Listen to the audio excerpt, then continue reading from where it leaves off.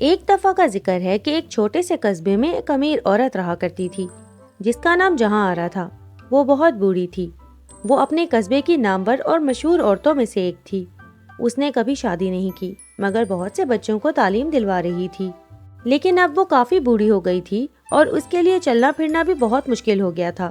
ایک دن اس نے 3 بچے گود لینے کا فیصلہ کیا اور اس نے 13 سال کے 3 بچے گود لے لیے جن کے نام علی، معاذ اور خرم تھے۔ ان میں سے علی نابینا تھا جبکہ معاذ اور خرم میں کوئی کمی نہ تھی۔ معاذ اور خرم کو جہاں بہت اچھے کپڑے پہناتی تھی، ان کو اچھا کھانا کھلاتی، ہر قسم کی سہولیات مہیا کرتی اور مہنگے ترین اسکول میں بھیجتی، مگر علی کو وہ پرانے کپڑوں میں رکھتی، بچا ہوا کھانا کھلاتی اور اسکول بھی نہیں بھیجتی تھی۔ یہ سب دیکھ کر علی جہاں آرا سے کہتا ہے، مس جہاں آرا، میں اسکول جانا چاہتا ہوں، مجھے بہت شوق ہے پڑھنے کا۔ تمہیں میں اپنی دیکھ بھال کے لیے لائی ہوں، اس لیے تمہارا پڑھنا ضروری نہیں۔ معاذ اور خرم پڑھ رہے ہیں نا؟ معاذ اور خرم علی پر بہت ہنستے ہیں اور علی خاموشی سے گھر کے کاموں میں مصروف ہو جاتا ہے۔ معاذ اور خرم پڑھائی پر بالکل توجہ نہیں دیتے تھے اور ہر وقت کھانے پینے، سونے اور ہلا گلا کرنے میں مصروف رہتے تھے، مگر علی ایک نیک لڑکا تھا اور جہاں آرا کی دل سے خدمت کرتا تھا۔ ایک رات جب سب سو رہے تھے تو چاولوں کے گودام میں اچانک آگ لگ گئی اور دیکھتے ہی دیکھتے یہ آگ گھر تک پہنچ گئی۔ علی کی باقی سینسز بہت تیز تھیں۔ وہ اچانک اٹھا اور کہا، یہ بدبو تو جلنے کی لگتی ہے، گھر میں آگ لگ گئی ہے، مجھے سب کو جگانا پڑے گا نہیں تو کچھ برا ہو جائے گا۔ اٹھو جلدی، سب اٹھ جاؤ، گھر میں آگ لگ گئی ہے۔ علی نے سب کو آوازیں دینا شروع کر دیں۔ معاذ اور خرم علی کی آواز سے جاگ گئے اور اس طرح وہ تینوں باہر آ گئے۔ اچانک علی کو یاد آیا کہ جہاں آرا تو اندر ہی ہے۔ اس نے بھائیوں سے کہا، دیکھو بھائیو، مس جہاں آرا اندر ہی ہیں، چلو ہمیں انہیں بچانا ہوگا، نہیں تو وہ مر جائیں گی، ان کا تو چلنا پھرنا بھی مشکل ہے۔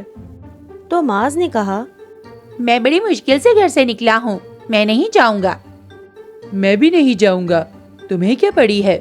ویسے بھی وہ بہت بوڑھی ہو چکی ہیں، ہم پر بوجھ ہیں، اچھا ہے کہ مر جائیں۔ تم لوگ پاگل ہو گئے ہو، تم لوگوں میں انسانیت نام کی چیز نہیں ہے کیا؟ تم میں اگر زیادہ احساس جاگا ہے تو خود جا کر بچا لو۔ یہ کہہ کر وہ دونوں چلے گئے۔ علی فوراً گھر کی طرف بھاگا۔ اسے پتا تھا کہ جہاں آرا کا کمرہ کہاں ہے۔ اس نے جا کر جہاں آرا کو آواز دی تو جہاں آرا نے علی کو چلا چلا کر بلایا، علی، علی میں یہاں پہ ہوں، ادھر آؤ۔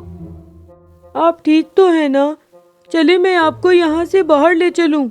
میں چل نہیں سکتی، تمہارے ساتھ باہر کیسے جاؤں گی؟ تم جاؤ اور اپنی جان بچاؤ۔ نہیں، آپ ایسا کریں، میری پیٹھ پر چڑھ جائیں اور مجھے راستہ بتاتی جائیں، میں چلتا جاؤں گا۔ اور اس طرح علی جہاں آرا کو پیٹھ پر بٹھا کر گھر سے باہر لے آیا۔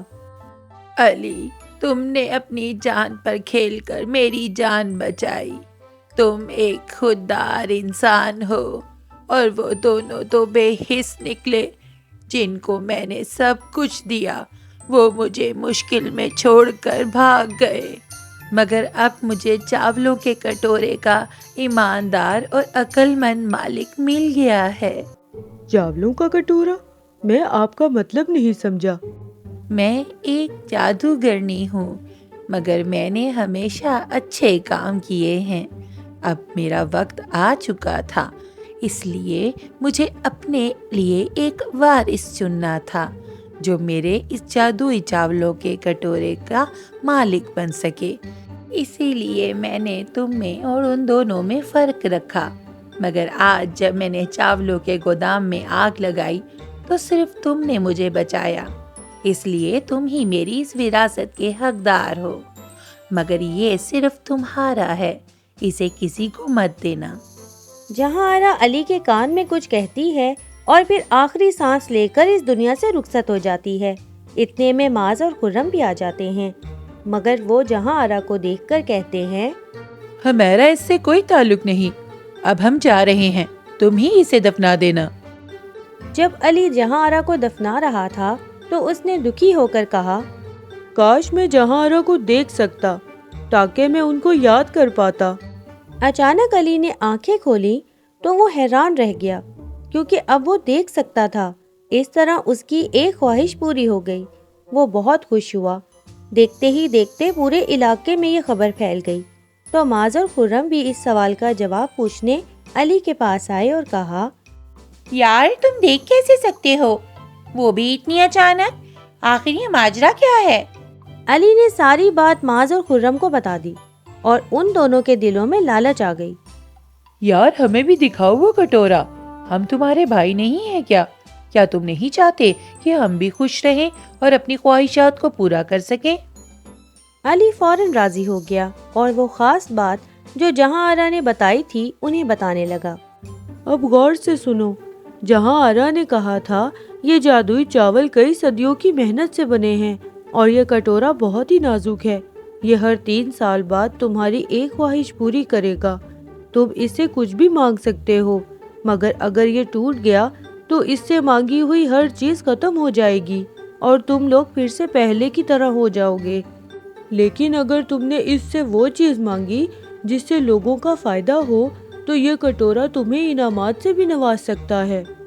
علی کی بات سن کر معاذ فوراً بےتاب ہو کر بولا، بس اتنی سی بات، ہم سب اس بات کا خیال رکھیں گے۔ اب جلدی سے وہ جادوئی کٹورا لے آؤ، میں بہت بےتاب ہو رہا ہوں۔ علی جا کر وہ بیش قیمتی کٹورا لے آتا ہے اور دونوں ایک ایک کر کے اپنی خواہش مانگتے ہیں۔ میں چاہتا ہوں کہ بنا اسکول جائے میں پڑھنے لکھنے میں ماہر بن جاؤں، مجھے کچھ نہ کمانا پڑے اور میرے پاس ساری ڈگریاں ہوں اور میرے پاس بے شمار دولت ہو۔ میں چاہتا ہوں کہ جلا ہوا گھر دوبارہ بن جائے اور وہاں کھانے پینے، کپڑوں کی اور پیسوں کی کوئی کمی نہ ہو اور میں بھی پڑھنے لکھنے میں ماہر بن جاؤں۔ تھوڑی دیر بعد ان کی تمام خواہشات پوری ہو جاتی ہیں۔ میں نے اپنی اس سال کی خواہش مانگ لی ہے، لہٰذا اب میں اپنے پڑھنے کے شوق کو آگے بڑھاؤں گا۔ اب علی نے اسکول میں پڑھنا شروع کر دیا اور شام کے وقت ایک بک سٹور میں نوکری کر لی۔ اسے پڑھنے کا بے حد شوق تھا۔ معاذ اور خرم نے اگلے پورے 3 سال گھر میں کھانے پینے اور عیش کرنے میں گزار دیے۔ انہوں نے اسکول جانا بھی بند کر دیا۔ اب 3 سال گزر گئے اور اگلی خواہش مانگنے کا وقت آ گیا۔ اب یہ تینوں 16 سال کے ہو گئے تھے، تو وہ سب ایک جگہ اکٹھے ہوئے۔ اس بار میں ندی کے کنارے عالیشان مکان مانگتا ہوں جس کے سارے کمرے سونے کے بنے ہوں اور وہاں ہر آسائش موجود ہو۔ معاذ کی خواہش سن کر خرم جلن میں آ گیا اور اس نے کہا، میری بھی خواہش ہے کہ میرا ماں سے بھی بڑا ایک عالیشان مکان ہو اور وہ ندی کے کنارے سب سے اونچی پہاڑی کے اوپر ہو۔ نہ وہ صرف سونے کا بنا ہو بلکہ ارد گرد انوکھے پھولوں کا باغ بھی ہو اور دنیا کی ساری آسائشیں وہاں موجود ہوں۔ علی ان دونوں کی باتیں غور سے سن رہا تھا اور معاذ اور خرم علی کی خواہش جاننے کے لیے بے چین تھے۔ تو علی کہتا ہے، میں چاہتا ہوں کہ مجھے معلومات سے بھری کتابوں کی ایک لائبریری مل جائے جس میں دنیا کی ہر معلومات ہو اور وہ پورے 3 سال کے لیے کافی ہوں۔ معاذ اور خرم علی کی خواہش سن کر حیران ہوتے ہیں اور زور زور سے ہنسنے لگتے ہیں۔ تو خرم کہتا ہے، ارے یار تم یہ کیا مانگ رہے ہو؟ مجھے تم سے ایسی بے وقوفی کی امید نہیں تھی۔ تم چاہو تو پورا جہان مانگ سکتے ہو، کتابیں تو بنا مانگے ہی مل جاتی ہیں۔ ہاں خرم، لگتا ہے یہ پاگل ہو گیا ہے جو کتابیں مانگ رہا ہے، بھلا یہ بھی کوئی مانگنے کی چیز ہے؟ علی ان کی باتوں پر دھیان نہیں دیتا۔ چاولوں کا کٹورا ان کی تمام خواہشات کو پورا کر دیتا ہے اور علی اپنی کتابوں کو پڑھنا شروع کر دیتا ہے۔ معاذ اور خرم اپنے اپنے مینشنز میں اپنی بیویوں کے ساتھ عیش سے رہنے لگتے ہیں۔ معاذ گورنر اور خرم بہت بڑا سوداگر بن جاتا ہے۔ علی پورے علاقے کا ایک بہت عزت دار اور مشہور ٹیچر بن جاتا ہے اور بک سٹور کے مالک کی بیٹی سے شادی کر لیتا ہے۔ اسی طرح 3 سال گزر جاتے ہیں اور پھر خواہش مانگنے کا دن آ جاتا ہے۔ سب علی کے گھر پھر سے اکٹھے ہوتے ہیں۔ آج معاذ کے تیور ہی کچھ الگ تھے۔ وہ بہت لالچی نظر آ رہا تھا۔ چاولوں کے کٹورے کو ہاتھ میں پکڑتے ہی معاذ نے کہا، میں چاہتا ہوں کہ چاولوں کا کٹورا ہمیشہ کے لیے میرا ہو جائے اور صرف میری ہی خواہشات کو پورا کرے۔ یہ سن کر خرم کو غصہ آ جاتا ہے اور وہ معاذ کے ہاتھ سے کٹورے کو کھینچنے لگتا ہے۔ نہیں، یہ صرف میرا ہے اور صرف میری ہی خواہشات کو پورا کرے گا۔ اسی کھینچا تانی میں چاولوں کا کٹورا نیچے گر کر ٹوٹ جاتا ہے اور دیکھتے ہی دیکھتے وہ سب دوبارہ غریب حلیے میں آ جاتے ہیں۔ مجھے کچھ دکھائی نہیں دے رہا، یہ کیا ہو گیا؟ یہ تم نے کیا کیا؟ سب تمہاری وجہ سے چلا گیا، تم نے لالچ دکھائی۔ زیادہ بولو مت، تم نے مجھ سے کٹورا کھینچا، تم لالچی ہو۔ دیکھتے ہی دیکھتے خرم اور معاذ کے مینشنز غائب ہو گئے۔ وہ گورنر کی پوسٹ سے بھی ہٹ گیا اور سوداگر سے غریب بن گئے۔ ان کی جادوئی بیویاں بھی غائب ہو گئیں۔ وہ دونوں پاگلوں کی طرح رونے لگے۔ اب وہ کوئی نوکری بھی نہیں کر سکتے تھے کیونکہ انہیں پڑھنا لکھنا بھی نہیں آتا تھا۔ مگر علی کی جاب ویسے ہی چل رہی تھی، اس کے پاس پیسوں کی کوئی کمی نہیں تھی۔ دونوں بھائی علی کے پاس گئے اور اس سب کی وجہ پوچھی۔ علی، یہ کیسے ہو سکتا ہے کہ تم ابھی بھی امیر ہو اور تمہارے بیوی اور بچے بھی ہیں؟ میری آنکھیں جادوئی کٹورے نے دی تھی، اس لیے وہ اس نے واپس لے لی، مگر میں نے اصلی لڑکی سے شادی کی تھی اس لیے وہ غائب نہیں ہوئی، اور جو میں نے کتابوں سے علم لیا تھا وہ تو میرے دماغ میں ہی تھا، باقی کتابیں جادوئی تھیں جو غائب ہو گئیں۔ میں نے لالچ نہیں کی بلکہ علم کو استعمال کیا، جہاں آرا نے یہی کہا تھا کہ وہ مانگنا جو ضروری ہو اور تمہارے کام آئے۔ معاذ اور خرم بہت شرمندہ ہوتے ہیں اور اپنی قسمت پر روتے ہیں۔ انہیں علم کی قیمت کا اندازہ ہو جاتا ہے۔ اچانک علی کو سب نظر آنے لگتا ہے۔ یہ کیا؟ میں دیکھ سکتا ہوں، یہ سب کیا ہو رہا ہے؟ معاذ اور خرم حیران ہو جاتے ہیں۔ اچانک ایک پری حاضر ہوتی ہے۔ علی، تم نے لالچ نہیں کی اور ہمیشہ اچھے کام کیے، تو یہ چاولوں کے کٹورے کی طرف سے تمہارے لیے خاص تحفہ ہے۔